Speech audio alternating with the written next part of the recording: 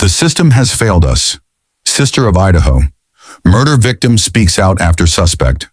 Reportedly accepts plea deal. The younger sister of Kaylee Goncalves is breaking her silence.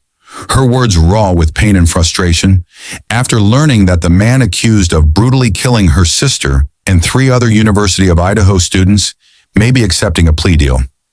Bryan Kohberger, a former PhD criminology student, was arrested and charged with the horrifying November 2022 murders of 21-year-olds Kaylee Goncalves and Madison Mogan, as well as 20-year-old Zana Kernodle and Ethan Chapin.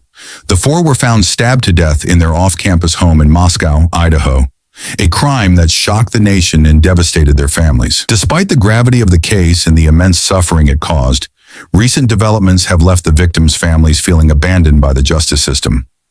According to a letter shared with the victims' families, Kohberger is now expected to plead guilty to all charges in exchange for 4 life sentences plus additional time for burglary. The plea deal also means he will not face the death penalty and will give up his right to appeal. For 18-year-old Aubrie Goncalves, Kaylee's sister, the news landed like a gut punch.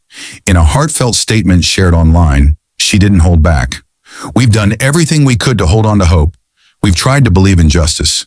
But this feels like betrayal," she wrote. "What my family and the others have endured is beyond words." Aubrie described how the legal process has added layers of grief to an already unimaginable tragedy. Delays, relocations, and uncertainty have made it nearly impossible for the families to find any sense of closure. And now, just weeks before the trial was set to begin, they're being asked to accept a plea deal, something Aubrie calls both shocking and cruel. If this had been proposed earlier, maybe we could have had time to process it, to understand it. But now, with no time to prepare, it feels like we're being forced to accept something we never agreed to, she said. "What hurts most," Aubrie said, "is knowing that while their loved ones were robbed of their voices, their futures, and their lives, Kohberger will still live. He'll get to speak, to form relationships, and experience the world in his own way from behind bars. That stings more than I can express," she wrote. "It feels like the system is protecting his future more than it is honoring the lives he took." She made it clear, her family isn't asking for revenge.